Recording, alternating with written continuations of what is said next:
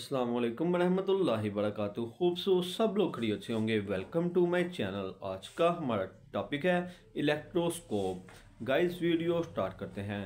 Gold leaf यानी सोने के उड़ाक वाली इलेक्ट्रोस्कोप एक हसास आला है जिसकी मदद से हम किसी जिस्म पर चार्ज की मौजूदगी का पता लगाते हैं। ये एक तांबे की सलाख पर मुश्तमिल होता है जिसके ऊपर वाले सिरे पर तांबे की डिस्क और निचले सिरे पर नहायत पतले सोने की दो उड़ाक लगे होते हैं। इसकी सलाख को शीशे के जार में एक कार्क की मदद से नस्ब कर दिया जाता है। चार्ज इस सलाख की मदद से डिस्क से उड़ाक तक हरकत कर सकता है। जार की निचली अंदरूनी सतह पर एल्यूमीनियम की एक पतली सी फॉयल यानी पतरी लगा दी जाती है।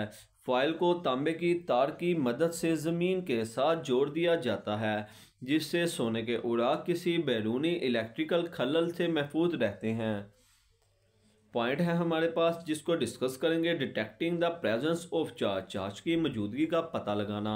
किसी जिस्म पर चार्ज की मौजूदगी का पता लगाने के लिए इसको एक गैर चार्जशुदा इलेक्ट्रोस्कोप की डिस्क के नज़दीक लाएं। अगर जिस्म न्यूट्रल है तो उड़ाक अपनी नॉर्मल हालत में ही रहेंगे, लेकिन अगर जिस्म पर पॉजिटिव या नेगेटिव चार्ज है तो उड़ाक फैल जाएंगे। फर्ज किया इलेक्ट्रोस्कोप के नज़दीक लाए जाने वाले जिस्म पर नेगेटिव चार्ज है। इंडक्शन की वजह से डिस्क पर पॉजिटिव चार्ज और सोने के उड़ाक पर नेगेटिव चार्ज आएगा। क्योंकि दोनों उड़ाक पर एक जैसा चार्ज है इसलिए ये एक दूसरे को दफ़ा करते हैं और फैल जाते हैं। उड़ाक के फैलाव का इन्हिसार चार्ज की मकदार पर होता है। अगला हम पॉइंट डिस्कस करेंगे इलेक्ट्रोस्टैटिक इंडक्शन से इलेक्ट्रोस्कोप को चार्ज करना। Charging the electroscope by electrostatic induction. Electroscope को इलेक्ट्रोस्टैटिक इंडक्शन के अमल से चार्ज किया जा सकता है। इलेक्ट्रोस्कोप को पॉजिटिव तौर पर चार्ज करने के लिए हम एक नेगेटिव तौर पर चार्ज की गई सलाख को इसकी डिस्क के करीब लाते हैं। इस तरह डिस्क पर पॉजिटिव चार्ज जाहिर हो जाएगा जबकि नेगेटिव चार्ज उड़ाक की तरफ मुंतकिल हो जाएगा।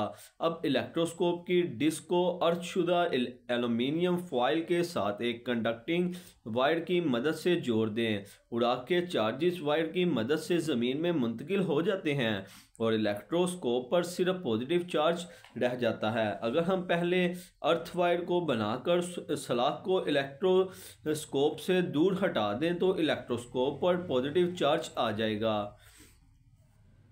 इसी तरह पॉजिटिव तौर पर चार्ज की गई सलाख की मदद से इलेक्ट्रोस्कोप पर नेगेटिव चार्ज भी पैदा किया जा सकता है। क्या आप इसकी बजरिया डायग्राम वजाहत कर सकते हैं?